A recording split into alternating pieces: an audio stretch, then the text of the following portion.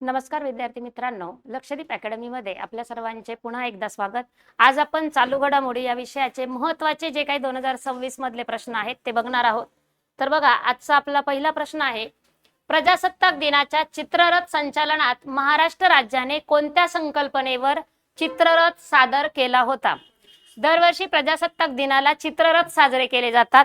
जसं आता 26 जानेवारी 2026 ला प्रजासत्ताक दिन साजरा झाला। 26 जानेवारी का साजरा केला जातो किंवा प्रजासत्ताक दिन का म्हणतात?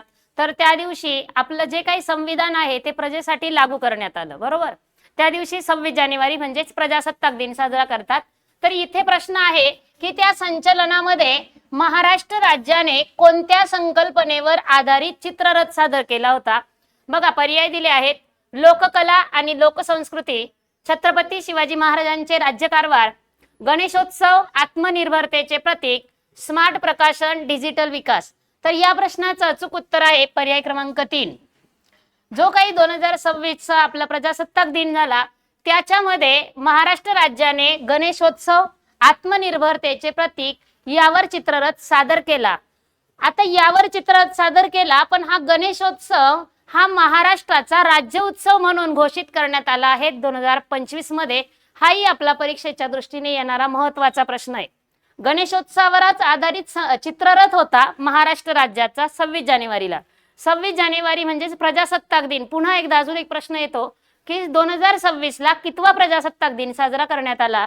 तर तो होता 77वा। आणि चित्ररथ होता गणेशोत्सव। हाच गणेशोत्सव महाराष्ट्राचा राज्य उत्सव म्हणून साजरा केला जाणार। नेक्स्ट, प्रजासत्ताक दिनाच्या चित्ररथ संचालन 2026 मध्ये कोणत्या राज्याच्या चित्ररथाने पहिला क्रमांक मिळवला?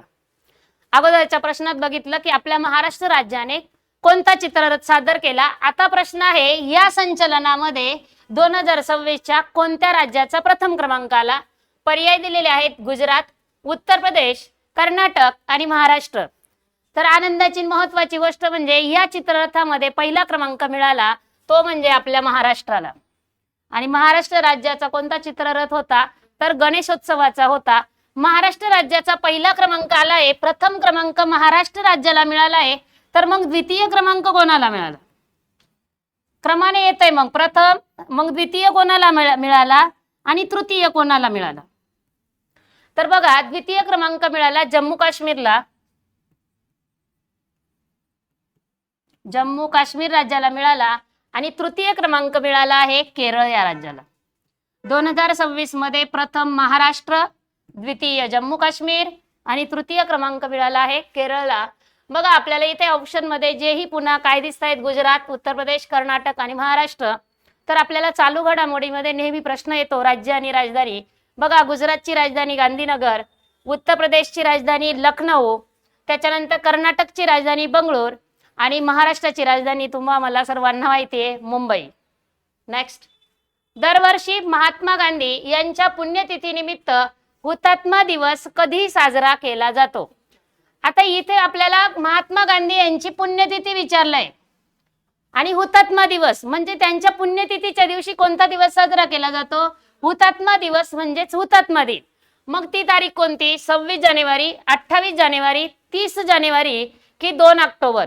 तर या प्रश्नाचं अचूक उत्तर आहे पर्याय क्रमांक 3, 30 जानेवारी महात्मा गांधी यांची पुण्यतिथी असते आणि त्याच दिवशी हुतात्मा दिन साजरा केला जातो। हुतात्मा दिन 30 जानेवारी। बघा, पर्याय दिलाय 26 जानेवारी, या दिवशी असतो प्रजासत्ताक दिन। नेक्स्ट, 28 जानेवारी आहे, तर 28 जानेवारीला काय असतं? तर पंजाब केसरी ज्यांना म्हटलं जातं, लाला लजपत राय यांची जयंती असते। लाला लजपत राय जयंती। आणि बघा, 2 ऑक्टोबर पुन्हा प्रश्न येतोय, 2 ऑक्टोबर म्हणजे आपले जे महात्मा गांधी यांची काय असते? जयंती असते।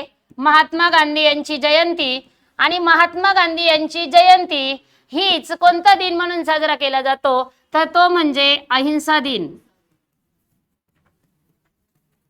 बघा, आपल्याला जेही पर्याय दिले होते 4 ते पर्यायी आपण स्पष्टीकरण बघितले। 26 जानेवारी प्रजासत्ताक दिन, आपलं संविधान 26 जानेवारी 1950 ला लागू करण्यात आलं। स्वीकारण्यात आलं होतं 26 नोव्हेंबर 1949। 28 जानेवारी लाला लजपतराय जयंती, 30 जानेवारी हुतात्मा दिन आणि 2 ऑक्टोबर महात्मा गांधी जयंती अहिंसा दिन. याचबरोबर गांधीजींचं पूर्ण नावही लक्षात ठेवायचंय, मोहनदास करमचंद गांधी. नेक्स्ट, महाराष्ट्राच्या उपमुख्यमंत्री अजित पवार यांच्या विमानाचा अपघात कोणत्या ठिकाणी झाला? पर्याय दिले आहेत काठेवाडी, सातारा, बारामती आणि चौथा पर्याय यापैकी नाही. या प्रश्नाचं अचूक उत्तर आहे पर्याय क्रमांक 3 बारामती. मग याच्यामध्ये बघा आपल्याला काठेवाडी दिलंय आणि सातारा दिलंय. मग हे काठेवाडी आणि सातारा काय आहे? तर काठेवाडी काय आणि सातारा काय? सातारा हा तालुका आहे बरोबर. मग काठेवाडी काय? तर शरद पवार, अजित पवार जे साहेब आहेत त्यांचं हे मूळ गाव आहे. काठेवाडी काय आहे त्यांचं मूळ गाव. शरद पवार, अजित पवार जे आहेत आपले त्यांचे हे काय आहे मूळ गाव आहे काठेवाडी, सातारा. बारामती, सातारा, काठेवाडी. नेक्स्ट, कोणत्या राज्याने गुटखा, पान मसाला आणि तंबाखूजन्य पदार्थांवर पूर्णपणे बंदी घातली आहे? पर्याय दिले आहेत महाराष्ट्र, कर्नाटक, आसाम आणि ओडिसा. तर या प्रश्नाचं अचूक उत्तर आहे पर्याय क्रमांक 4 ओडिसा या राज्याने गुटखा, पान मसाला आणि तंबाखूजन्य पदार्थांवर पूर्णपणे बंदी घातलेली आहे. याच्यावर अजूनही एक प्रश्न आपल्याला विज्ञानामध्ये विचारला जातो की तंबाखूमध्ये कोणता विषारी पदार्थ असतो किंवा घटक असतो? तर निकोटीन नावाचा आपल्याला शरीराला जो घातक आहे तो पदार्थ असतो. कशामध्ये? तंबाखूमध्ये निकोटीन नावाचा असतो. ते लक्षात ठेवायचं आपल्याला. त्यानंतर बघा पुन्हा येतं इथे महाराष्ट्र राज्याची राजधानी मुंबई, कर्नाटकची राजधानी बंगळूर, आसामची राजधानी दिसपूर आणि ओडिशाची राजधानी आहे भुवनेश्वर.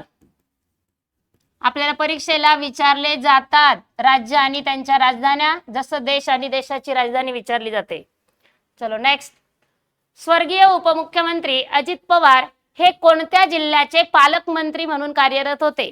आपल्याला माहिती आहे स्वर्गीय उपमुख्यमंत्री अजित पवार, इथे उत्तर आहे ते कोणत्या पदावर होते? उपमुख्यमंत्री. पण प्रश्न विचारला आहे कोणत्या जिल्ह्याचे पालकमंत्री म्हणून कार्यरत होते? पर्याय आहे बारामती, सातारा, परभणी आणि बीड. तर याचं अचूक उत्तर आहे पर्याय क्रमांक 4 बीड या जिल्ह्याचे पालकमंत्री म्हणून कार्यरत होते. नेक्स्ट, महाराष्ट्रातील पहिले स्वतंत्र आणि बालस्नेही पोक्सो. बघा पोक्सो दिलेले आपल्याला, याचा फुल फॉर्म बऱ्याच वेळी विचारला जातो. न्यायालय कोठे उभारण्यात येत आहे? पर्याय दिलेले आहेत मुंबई, नागपूर, पुणे आणि नाशिक. तर या प्रश्नाचं अचूक उत्तर आहे पर्याय क्रमांक 3 पुणे या ठिकाणी बालस्नेही पोक्सो जे आहे त्याचं न्यायालय उभारण्यात येत आहे. चलो नेक्स्ट, किंवा याच्याविषयीच आपल्याला नागपूरचं काय म्हटलं जातं तर ऑरेंज सिटी म्हटलं जातं, पुणेला विद्येचं माहेरघर म्हटलं जातं, किंवा नाशिक दिलेला होता ऑप्शन त्याला ग्रेप सिटी म्हटलं जातं. हेही महत्वाची माहिती आपल्याला लक्षात ठेवायची आहे. बघा पुढचा प्रश्न आहे, 15 वर्षाखालील मुलांना सोशल मीडिया वापरावर बंदी घालणारा जगातील दुसरा देश कोणता बनला? पर्याय दिलेले आहेत भारत, जर्मनी, फ्रान्स आणि कॅनडा. पहिला देश विचारलाय की दुसरा देश विचारलाय? बघा 15 वर्षाखालील मुलांना सोशल मीडिया वापरावर बंदी घालणारा, इथे आपल्याला पहिला नाही विचारला, जगातील दुसरा देश विचारलाय. आपण लक्षात ठेवतो पहिला आणि इथे विचारलाय दुसरा. तर या प्रश्नाचं उत्तर आहे फ्रान्स. कोणता देश आहे? फ्रान्स. हा दुसऱ्या क्रमांकावर आहे, हा दुसरा आहे. मग पहिला देश कोणता? तर बघा इथे लिहिले आपण ऑस्ट्रेलिया हा जगातील पहिला देश आहे, त्याने 16 वर्षाखालील मुलांना सोशल मीडिया वापरावर बंदी घातली होती. मग पहिला देश कोणता? ऑस्ट्रेलिया.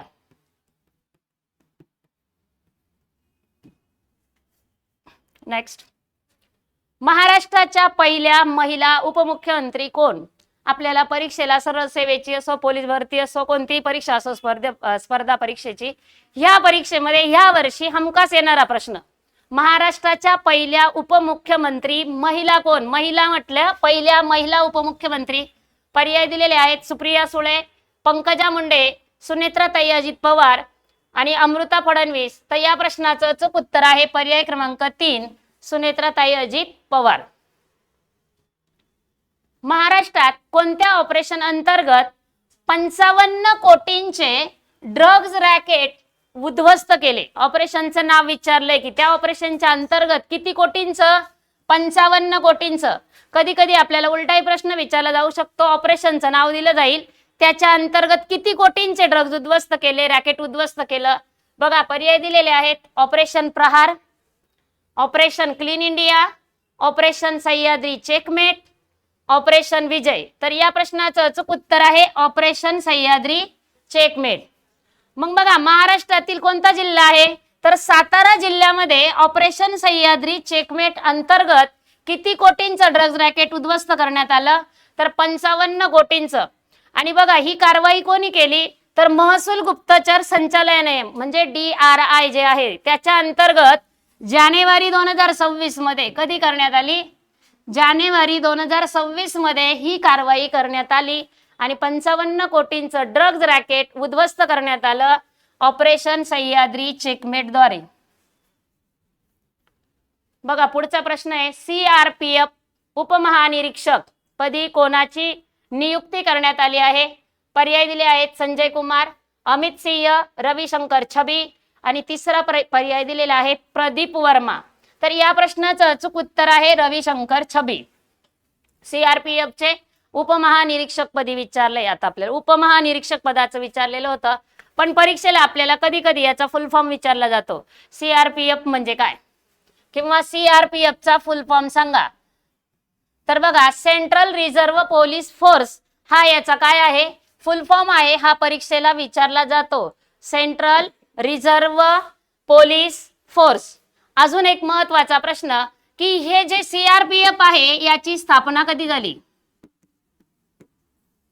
CRPF ची स्थापना कधी झाली? तर जुलै 1939 मध्ये CRPF ची स्थापना झाली. जुलै 1939. नेक्स्ट, कोणत्या राज्याने 2026 हे वर्ष कृषी वर्ष म्हणून घोषित केले? 2026 विचारले, राज्याचं नाव आहे आणि काय म्हणून वर्ष घोषित केलंय? पर्याय दिलेले आहेत, राजस्थान, छत्तीसगड, महाराष्ट्र, मध्य प्रदेश. वर्ष आहे कृषी वर्ष म्हणून घोषित केलं आणि या प्रश्नाचं अचूक उत्तर आहे मध्य प्रदेश. बघा इथेही पुन्हा आपल्याला प्रश्न जे दिले ऑप्शन दिलाय, आपण अचूक उत्तर तर बघितलं की कृषी वर्ष म्हणून कोणी घोषित केलं? मध्य प्रदेशने. पण इथं 4 राज्यांची नावं आली आहे, तर आपल्याला 4 राज्यांच्या राजधानीही तोंडपाठ झाल्याच पाहिजे. बघा प्रत्येक प्रश्नामध्ये कुठे ना कुठे राज्यांची नावं आल्यानंतर येतच आहेत, आपण तिथेच ऑप्शन क्लिअर करायला पाहिजे, म्हणजे आपल्याला वेगळं राज्य आणि राजधानी पाठांतर करण्याची गरज येत नाही. आता इथे राजस्थान आहे, मग राजस्थानची राजधानी काय आहे? जयपूर. मग जयपूरला काय म्हटलं जातं? तर पिंक सिटी म्हटलं जातं किंवा गुलाबी शहर म्हणतात. त्यानंतर छत्तीसगड आहे, मग छत्तीसगडची राजधानी काय? तर रायपूर. छत्तीसगडची राजधानी आहे रायपूर. महाराष्ट्र सर्वांची पाठच आहे, महाराष्ट्राची राजधानी आहे मुंबई. त्यानंतर पुन्हा मध्य प्रदेश दिलंय, मग मध्य प्रदेशची राजधानी काय? तर भोपाळ. मध्य प्रदेशची राजधानी भोपाळ. आणि उत्तर प्रदेश विचारलं तर लखनौ. दोघांमध्ये डिफरन्स आहे, मध्य प्रदेश म्हटलं तर भोपाळ, उत्तर प्रदेश म्हटलं तर लखनौ. आणि ह्या प्रश्नाचं अचूक उत्तरही होतं मध्य प्रदेश. लक्षात ठेवायचंय की 2026 कृषी वर्ष म्हणून कोणी घोषित केलंय? मध्य प्रदेशने. किंवा उलटाही प्रश्न विचारला जाऊ शकतो, मध्य प्रदेश राज्याने 2026 हे कोणतं वर्ष म्हणून घोषित केलं आहे? तर कृषी वर्ष. महिला एकेरीत बॅडमिंटन 500 सामने जिंकणारी पहिली भारतीय व जगातील 6वी शटलर कोण बनली आहे? पर्याय दिलेले आहेत, सायना नेहवाल, PV सिंधू, अश्विनी पोनप्पा, किदांबी श्रीकांत. तर या प्रश्नाचं अचूक उत्तर आहे पर्याय क्रमांक 2, PV सिंधू ही महिला एकेरीत 500 सामने जिंकणारी आहे. 500 सामने जिंकणारी पहिली भारतीय, इंडियातली, भारतातली पहिली आहे. पण जगातली कितवी आहे? 6वी. भारतात पहिला क्रमांक आहे, पण जगात कितवी आहे ती? 6वी आहे. हे आकडे आपल्याला लक्षात ठेवायचे. भारतामध्ये पहिला क्रमांक आहे, तर जगामध्ये कितवी आहे ती? 6वी शटलर बनली आहे PV सिंधू. आणि हा उच्च ऐतिहासिक टप्पा आहे तो कधी गाठलाय? तर हा जानेवारी 2026 मध्ये PV सिंधू यांनी हा टप्पा, ऐतिहासिक टप्पा गाठला किंवा पार केला. नेक्स्ट, दरवर्षी पंजाब केसरी लाला लजपत राय यांची जयंती कधी साजरी केली जाते? पर्याय दिलेले आहेत 26 जानेवारी, 28 जानेवारी, 15 ऑगस्ट आणि 2 ऑक्टोबर. तर बघा या प्रश्नाचं अचूक उत्तर आहे पर्याय क्रमांक 2. 28 जानेवारीला पंजाब केसरी लाला लजपत राय यांची जयंती साजरी केली जाते. 26 जानेवारी आपल्या अगोदरच्या प्रश्नात येऊन गेले, प्रजासत्ताक दिन साजरा केला जातो. मग 15 ऑगस्टला काय साजरा केला जातो? स्वातंत्र्य दिन. 15 ऑगस्टला असतो स्वातंत्र्य दिन आणि 26 जानेवारीला असतो प्रजासत्ताक दिन. आणि 2 ऑक्टोबरला असतो अहिंसा दिन, महात्मा गांधी जयंती. आणि 28 जानेवारी तर आपल्या प्रश्नाचं उत्तर आहे लाला लजपत राय यांची जयंती. पुन्हा एक विचारावंच वाटतंय की प्रजासत्ताक दिन आणि स्वातंत्र्य दिन याच्यामधला डिफरन्स काय, म्हणजे ध्वजारोहण कधी असतं आणि झेंडावंदन कधी असतं? तर ध्वजारोहण असतं स्वातंत्र्य दिनाला 15 ऑगस्टला आणि झेंडावंदन असतं प्रजासत्ताक दिनाला. कारण आपल्याला स्वातंत्र्य मिळालं होतं 15 ऑगस्ट 1947ला, तेव्हा ध्वजारोहण करण्यात आलं. आणि 26 जानेवारी 1950ला संविधान लागू केलं, तेव्हा झेंडावंदन करण्यात आलं. नेक्स्ट अजून एक महत्वाची गोष्ट आहे ती म्हणजे बघा लाल बाल पाल यातील हे प्रमुख नेते होते कोण? लाला लजपत राय. मग लाल बाल पाल म्हणजे कोण? तर बघा लाला लजपत राय, बाल म्हणजे बाळ गंगाधर टिळक आणि पाल म्हणजे बिपिन चंद्र पाल. हे लाल बाल पाल. नेक्स्ट बघा आपलं चालू घडामोडी स्पेशल बॅच ऍप आहे. तर त्याच्यामध्ये आपण 2025च्या सर्व महत्वपूर्ण चालू घडामोडी दिलेल्या आहेत. सर्व PDF स्वरूपात आहेत. 800+ वन लाईनर देणारी ही एकमेव बॅच आहे. ह्या बॅच मध्ये सर्व 2026 म्हणजे आता आपला फेब्रुवारी चालू आहे, तर फेब्रुवारी पर्यंतचे सर्व जे काही वन लाईनर आहे ते याच्यात ऍड केलेले आहे. अजूनही जोपर्यंत आपली पोलीस भरती होत नाहीये तोपर्यंत सर्व असलेले आपण चालू घडामोडीचे वन लाईनर जे असतील किंवा टॉपिक कंटेंट जे काही असेल ते त्याच्यामध्ये ऍड करणार आहोत. IMP टॉपिकचा समावेश आहे. सर्व स्पष्टीकरण दिलेलं आहे कंटेंटचं. जर आपण ही बॅच घेतली तर आपला चालू घडामोडीचा एकही मार्क जाणार नाही. आणि जे मेरिट ठरवणारे प्रश्न असतात ते म्हणजे असतात आपले चालू घडामोडीचे. आणि ही बॅच ऑफर प्राइस मध्ये चालू आहे फक्त आणि फक्त 49 रुपयामध्ये. जर आपल्याला ही बॅच घ्यायची असेल तर आपल्या इथं पोस्टरवर नंबर दिलेला आहे, या क्रमांकावर संपर्क साधायचा आहे. तुम्हाला लिंक पाठवल्या जाईल किंवा आपलं लक्षदीप अकॅडमीचं ऍप डाउनलोड करायचं आहे, त्याच्यामध्ये ही बॅच आहे. नेक्स्ट कोणत्या भारतीय क्रिकेटपटूला मानद डॉक्टरेट पदवी प्रदान करण्याची घोषणा करण्यात आली? पदवी कोणती आहे? मानद डॉक्टरेट. पण कोणाला विचारलंय? क्रिकेटपटूला विचारलंय. क्रिकेट खेळाचं स्पष्ट नाव दिलेलं आहे. म्हणजे बरेच खेळ खेळले जातात, मग क्रिकेट आहे, फुटबॉल आहे का कबड्डी आहे की खो खो आहे, तर त्याच्यापैकी आपल्याला विचारलंय क्रिकेटपटूला. पर्याय दिलेले आहेत विराट कोहली, महेंद्रसिंग धोनी, रोहित शर्मा, रवींद्र जडेजा. तर या प्रश्नाचं अचूक उत्तर आहे रोहित शर्मा, पर्याय क्रमांक 3. बघा हे कोणाकडून देण्यात आली? तर DY पाटील विद्यापीठ जे आहे, DY पाटील विद्यापीठाकडनं ही पदवी देण्यात येणार आहे. DY पाटील विद्यापीठाकडून ही पदवी प्रदान करण्यात येणार आहे. नेक्स्ट महाराष्ट्रातील एकूण किती जणांना पद्म पुरस्कार 2026 ने सन्मानित करण्यात आले आहे? बघा 2026 ला पद्म पुरस्कार घोषित करण्यात आले. पद्म पुरस्कार कधी घोषित केले जातात? तर प्रजासत्ताक दिनाच्या पूर्वसंध्येला म्हणजेच 25 जानेवारीला पद्म पुरस्कारांची घोषणा केली जाते. तर पद्म पुरस्कार 2026 ने किती जणांना सन्मानित करण्यात आले? पर्याय दिलेले आहे बघा 11, 15, 131 आणि 5. पण आपल्याला प्रश्न ऑल ओव्हर भारतातला नाही विचारलाय. प्रश्न कुठला विचारलाय? आपल्याला महाराष्ट्रातील विचारलाय. तर महाराष्ट्रातील किती जणांना पद्म पुरस्कार देण्यात आले? तर पर्याय क्रमांक 2, 15 व्यक्तींना पद्म पुरस्कार 2026 मध्ये घोषित करण्यात आले, सन्मानित करण्यात आले. नेक्स्ट रोहित शर्माला कोणत्या क्षेत्रात पद्मश्री पुरस्कार जाहीर झाला? पर्याय दिले आहे समाजसेवा, साहित्य, क्रीडा, विज्ञान व तंत्रज्ञान. तर या प्रश्नाचं अचूक उत्तर आहे क्रीडा या क्षेत्रामध्ये रोहित शर्माला कोणता पुरस्कार मिळाला? तर पद्मश्री पुरस्कार प्रदान करण्यात आला आहे. शुभांशु शुक्ला अंतराळवीर यांना कोणता सर्वोच्च शौर्य पुरस्कार जाहीर झाला? बघा शुभांशु शुक्ला अंतराळवीर भारतातून जाणारे म्हटलं तर कितवे आहे? पहिले. पण अंतराळात जाणारे म्हटलं तर कितवे आहे जगातील म्हटलं तर दुसरे व्यक्ती आहेत. तर यांना कोणता पुरस्कार जाहीर झाला आहे तर अशोक चक्र. इराणमधील भारतीयांना देशात परत आणण्यासाठी भारताने कोणते ऑपरेशन राबवले? म्हणजे इराण देशात जे भारतीय आहेत त्यांना आपल्या परत मायदेशी आणण्यासाठी भारताने कोणतं ऑपरेशन राबवलं तर operation Ganga, operation Kaveri, operation Swadesh आणि ऑपरेशन मैत्री. तर या प्रश्नाचं अचूक उत्तर आहे पर्याय क्रमांक 3, ऑपरेशन स्वदेश राबवण्यात आले. पुढचा प्रश्न आहे बघा, 2026 मध्ये किती व्यक्तींना पद्म पुरस्कार देण्यात आले आहेत? आणि पर्याय दिलेले आहेत आपल्याला 128, 130, 131 आणि पर्याय क्रमांक 4 दिला आहे 135. तर या प्रश्नाचं अचूक उत्तर आहे पर्याय क्रमांक 3, 131 व्यक्तींना पद्म पुरस्कार देण्यात आलेले आहे. पुढचा प्रश्न आहे, पद्म पुरस्कार कोण प्रदान करतो? पंतप्रधान, भारताचे राष्ट्रपती, केंद्रीय गृहमंत्री आणि सर्वोच्च न्यायालय. बघा याच्यामध्ये आपल्याला जे पद्म पुरस्कार आहे या पद्म पुरस्कारामध्ये 3 कॅटेगरी असतात. एक असतो पद्मविभूषण, दुसरा असतो पद्मभूषण आणि तिसरा असतो पद्मश्री. तर हे पुरस्कार याला पद्म पुरस्कार म्हटलं जातं. 3 कॅटेगरी आहे, पद्मविभूषण, पद्मभूषण आणि पद्मश्री. आणि हे पुरस्कार कोण प्रदान करतो तर याचं उत्तर आहे पर्याय क्रमांक 2, भारताचे राष्ट्रपती. म्हणजे आता सध्याचे भारताचे राष्ट्रपती कोण आहे तर द्रौपदी मुर्मू. बघा पुढचा प्रश्न आहे, खालीलपैकी कोणत्या क्रिकेटपटूची पद्मश्री 2026 साठी निवड झाली आहे?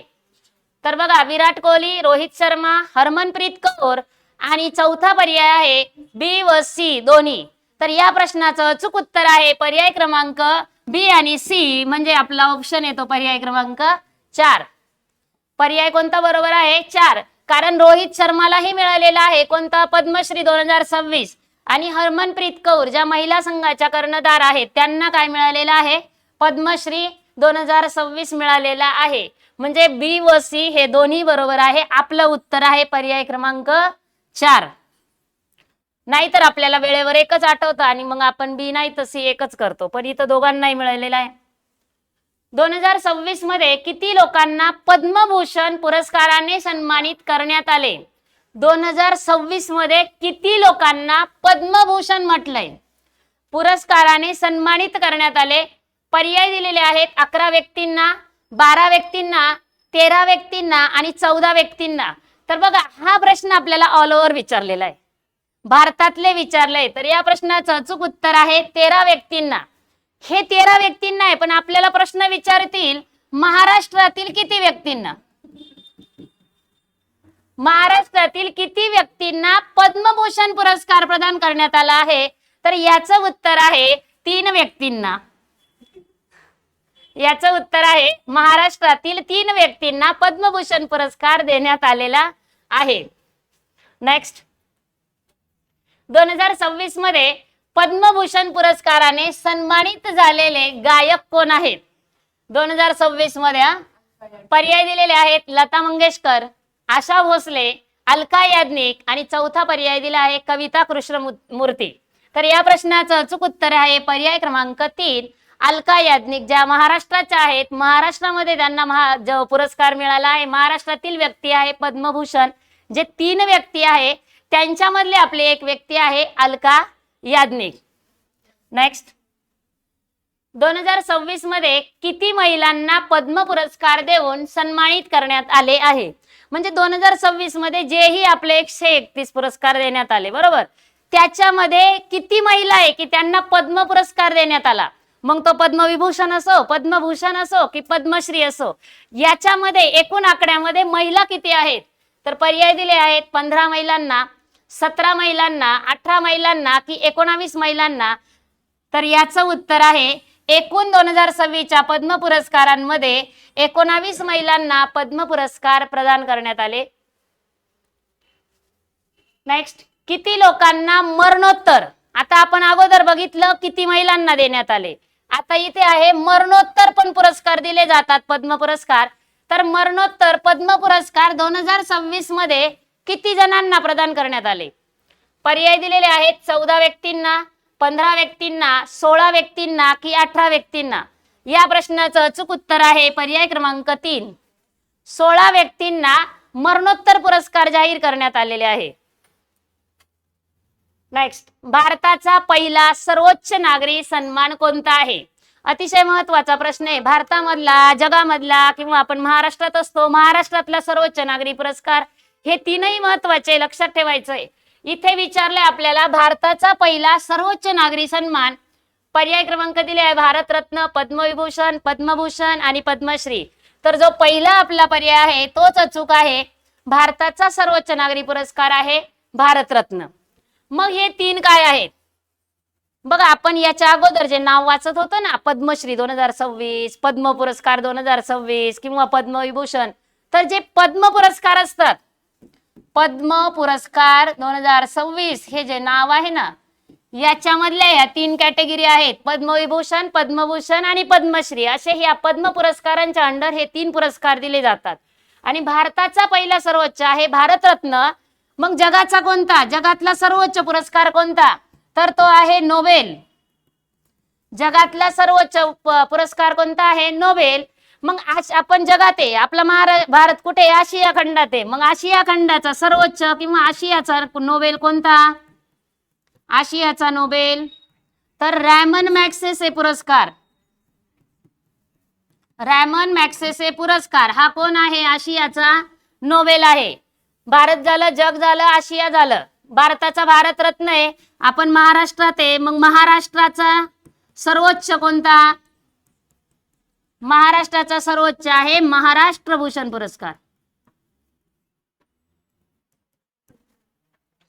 तुमच्यासाठी प्रश्न आहे की महाराष्ट्र भूषण पुरस्कार 2025 कोणाला जाहीर करण्यात आला? कमेंट करायचंय.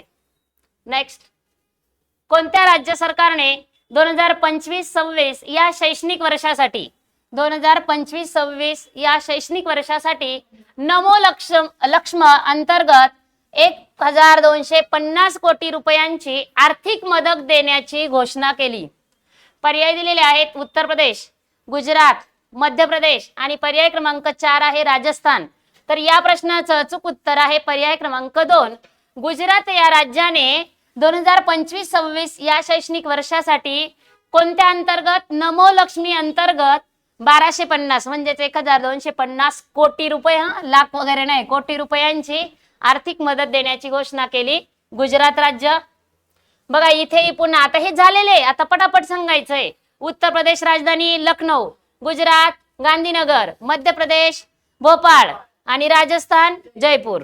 नेक्स्ट, राष्ट्रीय मतदार दिन कोणत्या दिवशी साजरा केला जातो? जानेवारी महिन्यामधलाच आहे बघा. राष्ट्रीय मतदार दिन आपल्याला विचारलाय. पर्याय दिले आहेत 24 जानेवारी, 25 जानेवारी, 26 जानेवारी आणि 15 ऑगस्ट.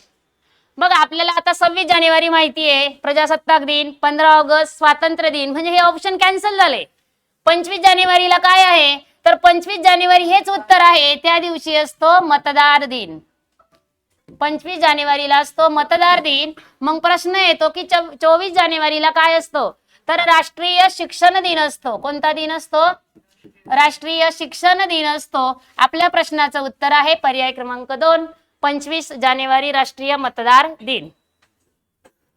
पुढे, भारत तिबेट सीमा पोलीस म्हणजेच काय? ITBP, इंडो तिबेटियन आपल्याला जे काय बॉर्डर पोलीस फोर्स जे आहे त्याचं दिलेलं आहे भारत तिबेट सीमा पोलीस, म्हणजे इंडियन तिबेट बॉर्डर पोलीस.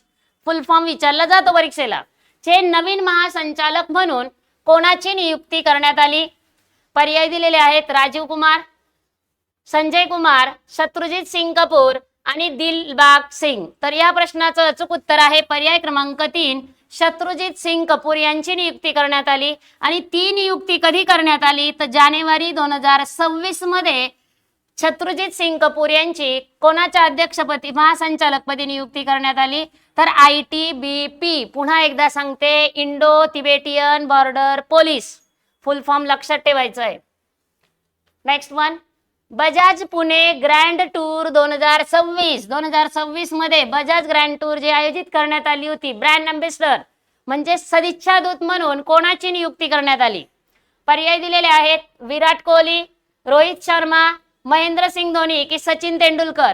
तर या प्रश्नाचं अचूक उत्तर आहे पर्याय क्रमांक 3. नेक्स्ट, भारताचा 92वा बुद्धिबळ ग्रँडमास्टर, महत्वाचा प्रश्न आहे, 92वा बुद्धिबळ ग्रँडमास्टर कोण बनला आहे? पर्याय दिलेले आहेत डी गुकेश, आर प्रज्ञानंद, आर्यन वाश्रेय, चौथा पर्याय दिलेला आहे विदित गुजराती. या प्रश्नाचं अचूक उत्तर आहे आर्यन वाश्रेय. हा भारताचा कितवा? 92वा बुद्धिबळ ग्रँडमास्टर बनलेला आहे.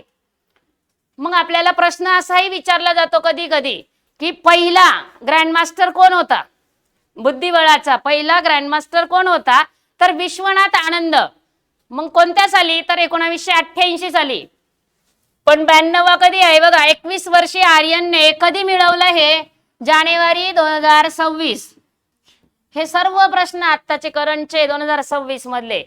त्यांनी कुठे स्पर्धा झाली? आर्मेनिया येथे झालेल्या आंद्रानिक मार्गारियन मेमोरियल स्पर्धेचे विजेतेपद पटकवून आपला कितवा? 92वा बुद्धिबळ ग्रँडमास्टर वर आपलं नाव कोरलं आहे. मग ते कुठले राहणारे? तर दिल्लीचे राहणारे आहे. आणि दिल्लीतून आतापर्यंत किती ग्रँडमास्टर आलेत? तर हा 8वा ग्रँडमास्टर आहे. यांच्या अगोदर 7 ग्रँडमास्टर आलेले आहेत. मग हा 92वा आहे. तर आपल्याला लागलीच विचारलं जाऊ शकतं की 51वा ग्रँडमास्टर कोण होता? तर 91वा होता S Rahul, V S Rahul. 91वा व्ही एस राहुल. 91. नेक्स्ट, भारताचा जागतिक मत्स्य उत्पादनात कितवा क्रमांक लागतो? बघा, भारताचा जागतिक मत्स्य उत्पादनामध्ये कितवा क्रमांक लागतो हा प्रश्न दिलेला आपल्याला. आणि पर्याय दिले आहेत पहिला, दुसरा, तिसरा आणि चौथा. तर या प्रश्नाचं अचूक उत्तर आहे पर्याय क्रमांक 2. भारताचा कितवा क्रमांक आहे? दुसरा. मग पहिला कोण? भारत जर दुसरा आहे तर पहिला क्रमांक कोणाचा आहे? तर पहिला क्रमांक आहे चीनचा. मग भारतामध्ये किती टक्के उत्पादन आहे हे बघा. भारताचं 8% उत्पादन या एकूण 100% पैकी. पुढे, पद्म पाणी पुरस्कार 2026 कोणाला जाहीर झाला आहे? पर्याय दिलेले आहेत ए आर रहमान, लता मंगेशकर, इलायाराजा आणि चौथा पर्याय दिलेला आहे हरिहरन. तर या प्रश्नाचं अचूक उत्तर आहे इलायाराजा यांना पद्म पाणी पुरस्कार 2026 जाहीर झाला आहे. नेक्स्ट, विजय हजारे ट्रॉफी 2025-26 चे विजेतेपद कोणी पटकावले? पर्याय आहे मुंबई, कर्नाटक, तमिळनाडू आणि चौथा ऑप्शन आहे विदर्भ संघ. तर या प्रश्नाचं अचूक उत्तर आहे विदर्भ संघ. आणि यांनी कधी बघा ही स्पर्धा कुठे झाली होती? 18 जानेवारी 2026. 18 जानेवारी 2026 ला बँगलोर येथे झाली होती. कुठे? बँगलोर येथे. पटकावलं कोणी विजेतेपद? विजय हजारे ट्रॉफी 2025-26 विदर्भ संघाने 18 जानेवारी 2026 बँगलोर. प्रजासत्ताक दिनाच्या संचलनात सीआरपीएफच्या संपूर्ण पुरुष तुकडीचे नेतृत्व करणारी पहिली महिला कोण ठरली? हा महत्वाचा प्रश्न आहे, परीक्षेला हमखास येणार. सीआरपीएफचा फुल फॉर्म आत्ताच सांगितला होता, सेंट्रल रिझर्व्ह पोलीस फोर्स. आणि आता बघा या प्रश्नाचं अचूक उत्तर काय आहे? पूजा कटारिया, रश्मी सिंह, सिमरन बाला आणि चौथा पर्याय आहे निहारिका यादव. तर या प्रश्नाचं अचूक उत्तर आहे सिमरन बाला. मग त्या कुठल्या आहेत? तर त्या आहेत जम्मू काश्मीरच्या. कशाचं नेतृत्व केलं होतं? सीआरपीएफच्या संपूर्ण पुरुष तुकडीचं नेतृत्व एका महिलेने केलं, त्या म्हणजे सिमरन बाला.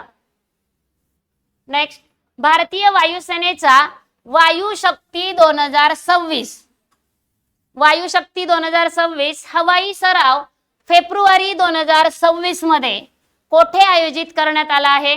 पर्याय दिले आहेत जैसलमेर, जोधपूर, पोखरण राजस्थान आणि चौथा पर्याय आहे बिकानेर. तर या प्रश्नाचं अचूक उत्तर आहे पर्याय क्रमांक 3 पोखरण, जे राजस्थान मध्ये आहे. तर मग इथे आयोजित करण्यात आलेला आहे. तर तो कालावधी काय? तर तो कालावधी आहे 12 फेब्रुवारी ते 26 फेब्रुवारी 2026. 12 फेब्रुवारी ते 26 फेब्रुवारी 2026. नेक्स्ट वन, ट्रम्प यांनी काय सांगितले? ते वेगवेगळ्या देशांवर कर का लादत आहेत? त्यांनी वेगवेगळ्या देशांवर कर का लादत आहे हे काय सांगितलं त्यांनी? तर बघा, व्यापार वाढवण्यासाठी, बेरोजगारी कमी करण्यासाठी, अमेरिकेच्या संरक्षणासाठी, आणि चौथा पर्याय दिलेला आहे परदेशी देशांनी अमेरिकेला केलेल्या आर्थिक नुकसानीची भरपाई करण्यासाठी. आणि हेच ऑप्शन बरोबर आहे, पर्याय क्रमांक 4. ट्रम्प यांनी काय सांगितलं की त्यांनी वेगवेगळ्या देशांवर कर का लादले? त्या प्रश्नाचं अचूक उत्तर आहे परदेशी देशांनी अमेरिकेला केलेल्या आर्थिक नुकसानीची भरपाई काढण्यासाठी त्यांनी काय केलं आहे? वेगवेगळ्या देशांवर कर लादले आहेत. पर्याय क्रमांक 4. बघा, आपला पुढचा प्रश्न आहे, महाराष्ट्र सरकारने जानेवारी 2026 मध्ये सुरू केली आहे कोणती योजना सुरू केली? मुख्यमंत्री युवा रोजगार योजना 2.0. कधी सुरू केली आहे? 2026 मध्ये. इथे युवा नाव आलंय म्हणून आपल्या भारतामध्ये युवा दिन, युवक दिनही साजरा केला जातो, तोही लक्षात आला पाहिजे. युवक दिन म्हणजेच युवा दिन असतो 12 जानेवारीला. कोणाची जयंती असते त्या दिवशी? स्वामी विवेकानंद. मग स्वामी विवेकानंदांचं पूर्ण नाव काय? तर नरेंद्रनाथ विश्वनाथ दत्त. परीक्षेला हमखास विचारला जातो. युवक दिन 12 जानेवारी, कोणाची जयंती? स्वामी विवेकानंद. त्यांचं पूर्ण नाव नरेंद्रनाथ विश्वनाथ दत्त. परत आपल्या प्रश्नाकडे या की आपल्याला जी मुख्यमंत्री युवा रोजगार योजना 2.0 चा मुख्य उद्देश काय आहे? पर्याय दिले आहेत, सरकारी नोकऱ्या वाढवणे, उद्योगांना सवलत देणे, तरुणांना स्वावलंबी बनवणे. अरे इथं युवा नाव आलंय तर इथं तरुण आलंय म्हणजे हेच उत्तर असणार. पर्याय क्रमांक 3, परदेशी रोजगार उपलब्ध करणे नाही. आपलं पर्याय क्रमांक 3 हेच उत्तर आहे.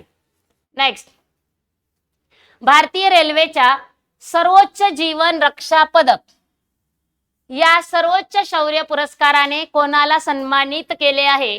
बघा, म्हणजे आपल्याला अजून एक प्रश्न तयार होतो. भारतीय रेल्वेचा सर्वोच्च जीवन रक्षा पुरस्कार कोणता आहे?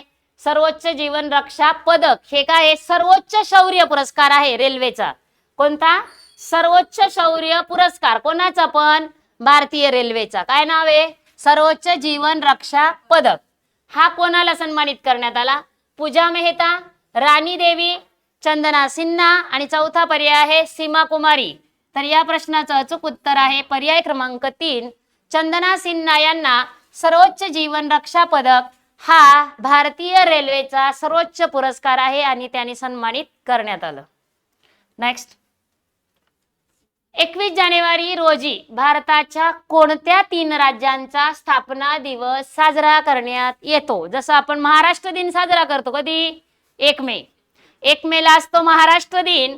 तसा 21 जानेवारी रोजी भारतामध्ये बघा राज्यांची संख्या पण सांगितली आहे. 3 राज्य असे आहेत की त्या राज्यांचा काय आहे? स्थापना दिवस. जसा महाराष्ट्राचा 1 मे 1960, तसं यांचा कोणता आहे? तर बघा, मणिपूर, नागालँड आसाम नाही, मेघालय मिझोराम सिक्कीम नाही, त्रिपुरा आसाम अरुणाचल प्रदेश नाही. पर्याय क्रमांक 4 बरोबर आहे. मणिपूर, मेघालय आणि त्रिपुरा या 3ही राज्यांचा स्थापना दिवस कधी असतो? तर 21 जानेवारी. आणि 2026 ला त्यांचा कितवा स्थापना दिवस साजरा करण्यात आला? तर 54वा स्थापना दिवस साजरा करण्यात आला. कोणाचा? त्रिपुरा, मणिपूर आणि मेघालय. नेक्स्ट, भारतातील गहन प्रजनन ज्ञान केंद्र. नाव व्यवस्थित लक्षात ठेवायचंय. पहिले गहन प्रजनन ज्ञान केंद्र कुठे सुरू करण्यात आले? दिल्ली, पुणे, मुंबई आणि बंगळूर. तर या प्रश्नाचं अचूक उत्तर आहे पर्याय क्रमांक 3, मुंबई या ठिकाणी भारतातले पहिले गहन प्रजनन ज्ञान केंद्र सुरू करण्यात आले. मग या केंद्राला कोणतं नाव देण्यात आलेलं आहे? तर या केंद्राला दप्तरी नॉलेज सेंटर नाव देण्यात आलं. दप्तरी नॉलेज सेंटर नाव देण्यात आलं. आणि मग हे कशाशी संबंधित आहे? तर जे IVF प्रक्रिये संबंध आहे, याच्या संबंधीचे समज गैरसमज आहे हे दूर करण्यासाठी, आपल्या विज्ञानाच्या ज्ञानावर आधारित माहिती देण्यासाठी हे पहिले गहन प्रजनन ज्ञान केंद्र, आणि त्याला नाव देण्यात आलं दप्तरी नॉलेज सेंटर, मुंबई या ठिकाणी. कॅनडा देशात न्यायमूर्तीपदी नियुक्त होणाऱ्या, लक्षात घ्या नाव काय दिलेलं देशाचं, कॅनडा, आणि कोणत्या पदी नियुक्त झाले आहे, न्यायमूर्तीपदी नियुक्ती झाली आहे, आणि त्या कोण आहे, अर्चना मेढेकर. बघा हा, कॅनडा न्यायमूर्ती अर्चना मेढेकर ह्या महाराष्ट्रातल्या आहे. न्यायमूर्ती कुठे झाले, कॅनडा देशात झाले, बरोबर. कॅनडा देशात न्यायमूर्तीपदी त्यांची नियुक्ती झाली आहे, अर्चना मेढेकर. नाव पण दिलंय, देश पण दिलाय, पद पण दिलंय. पण प्रश्न विचारला की त्या महाराष्ट्रातल्या आहे, ठीक आहे, कोणत्या राज्यातल्या आहे, त्या महाराष्ट्र, भारतामध्ये महाराष्ट्र. पण त्यांनी पुढे जाऊन प्रश्न विचारलाय महाराष्ट्रातील कोणत्या जिल्ह्यातील आहे, म्हणजे कुठून कुठे आणलं त्यांनी, उतरता क्रम टाकलाय आपल्याला. पर्याय दिलेले आहेत पुणे, नागपूर, छत्रपती संभाजीनगर, आणि चौथा पर्याय दिलेला आहे सोलापूर.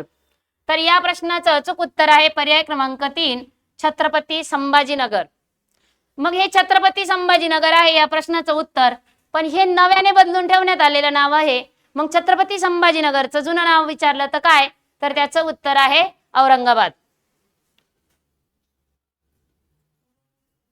नेक्स्ट, उत्तर प्रदेशातील राज्यपालांच्या निवासस्थानाचे नवे नाव काय ठेवण्यात आले आहे. बघा, उत्तर प्रदेश राज्य आहे, त्यांचे राज्यपाल निवासस्थानाला नाव दिलेलं असतं, तर त्या निवासस्थानाचं पण नाव बदलण्यात आलं. जसं मी मागच्या प्रश्नामध्ये सांगितलं, अहमदनगर आहे, अहमदनगरचं काय बदललंय, नवीन अहिल्यानगर झालंय. औरंगाबादचं काय झालेलं आहे, तर छत्रपती संभाजीनगर झालंय. मग आता इथे आपल्याला निवासस्थानाचं नवं नाव विचारलेलं आहे. पर्याय दिलेले आहेत राजभवन, जनभवन, लोकभवन आणि संविधान भवन. या प्रश्नाचं अचूक उत्तर आहे पर्याय क्रमांक 2, जनभवन हे नाव ठेवण्यात आलं. हे नव्याने ठेवण्यात आलेलं नाव आहे. तर जुनं नाव काय होतं, तर जुने नाव होते राजभवन. जुने नाव काय होतं, राजभवन होतं. आणि मग ते जुनं नाव बदलून याची घोषणा कधी करण्यात आली, तर 21 जानेवारी 2026 ला. बघा, 21 जानेवारी 2026 ला काय नाव ठेवण्यात आलं, जनभवन, आणि जुनं नाव काय होतं, राजभवन. पुढे, कोणते विद्यापीठ भारतात पहिल्या क्रमांकावर आहे. दिल्ली विद्यापीठ, जाधवपूर विद्यापीठ, Indian institute of science Bengaluru, आणि चौथा पर्याय दिलेला आहे मुंबई विद्यापीठ. तर या प्रश्नाचं अचूक उत्तर आहे पर्याय क्रमांक 3, Indian institute of science Bengaluru हे विद्यापीठ भारतात पहिल्या क्रमांकावर आहे. Next, times higher education world university ranking 2026, world university ranking 2026 च्या अहवालात कोणते विद्यापीठ जागतिक स्तरावर पहिल्या क्रमांकावर आहे. या अगोदरच्या प्रश्नामध्ये आपण काय बघितलं होतं की कोणते विद्यापीठ भारतात पहिल्या क्रमांकावर आहे. भारतातलं आहे Indian institute of science Bengaluru. पण आता आपल्याला टाइम्स हायर एज्युकेशनने जे काही आपल्याला वर्ल्ड युनिव्हर्सिटी रँकिंग 2026 सांगितले त्यानुसार जागतिक स्तरावर पहिल्या क्रमांकावर म्हटलंय. पर्याय दिलेले आहेत Harvard university, Stanford university, university of Oxford, आणि चौथा पर्याय दिलेला आहे केम्ब्रिज युनिव्हर्सिटी. तर या प्रश्नाचं अचूक उत्तर आहे पर्याय क्रमांक 3, युनिव्हर्सिटी ऑफ ऑक्सफर्ड. हे सलग किती वर्ष पहिल्या स्थानावर आहे, तर सलग 10 वर्ष झाले ही युनिव्हर्सिटी अव्वल स्थानावर आहे, म्हणजेच पहिल्या क्रमांकावर आहे. कोणती, युनिव्हर्सिटी ऑफ ऑक्सफर्ड सलग 10 वर्ष झाले अव्वल स्थानावर आहे, पहिल्या क्रमांकावर आहे. कुठे, जागतिक स्तरावर. भारतातली झाली आपली Indian institute of science Bengaluru. बघा, पुढचा प्रश्न आहे अटल पेन्शन योजना कोणत्या वर्षापर्यंत वाढवण्यात आली आहे. पर्याय दिले आहे 2027-28, 28-29 पर्यंत, 2029 ते 30 पर्यंत, 2030 ते 31 पर्यंत. तर या प्रश्नाचं अचूक उत्तर आहे 2030 ते 31 पर्यंत कोणती योजना, अटल पेन्शन योजना वाढवण्यात आलेली आहे. बघा, पुढचा प्रश्न आहे मारिया कोरिना मचाडो यांना कोणता पुरस्कार मिळालेला होता, नोबेल पुरस्कार. तर त्यांनी तो पुरस्कार त्यांना 2025 चा मिळाला, बरोबर. मध्ये मिळालेला शांतता पुरस्कार कोणाला देऊ केला, मारिया कोरिना मचाडो यांना मिळालेला पुरस्कार. त्यांनी कोणता नोबेल पुरस्कार मिळालेला होता आणि तो पुरस्कार शांतता पुरस्कार मिळालेला होता, तो त्यांनी कोणाला दिला असा प्रश्न आहे, महत्वाचा प्रश्न आहे. तर बघा, Joe Biden, Elon Musk, Donald Trump आणि अँटोनिया गुटेरस. तर या प्रश्नाचं अचूक उत्तर आहे पर्याय क्रमांक 3, डोनाल्ड ट्रम्प यांना देण्यात आला आहे. मारिया कोरिना मचाडो यांनी त्यांना मिळालेला पुरस्कार त्या कोणाला प्रदान केला? Donald Trump. पण नोबेल पुरस्काराच्या नियमानुसार प्रदान केला आहे, तरी तो कोणाच्या नावे राहणार आहे? मारिया कोरिना मचाडो यांच्याच नावे राहणार आहे, कारण तो त्यांना जाहीर झालाय. फक्त त्यांनी ते पदक वगैरे काय असेल ते कोणाला प्रदान केलं? डोनाल्ड ट्रम्प यांना. पण नाव कोणाचं राहणार आहे? त्यांचंच राहणार आहे. म्हणून डोनाल्ड ट्रम्प यांचं नाव त्या ठिकाणी येणार नाही. नेक्स्ट, महिला प्रीमियर लीग 2026 चौथा सीझन कोणत्या संघाने जिंकले? पर्याय दिलेले आहेत: Delhi capital, Mumbai Indians, royal challengers Bangalore आणि चौथा पर्याय आहे यापैकी नाही. तर या प्रश्नाचं अचूक उत्तर आहे रॉयल चॅलेंजर्स बँगलोर यांनी 2026 चा कितवा सीझन होता?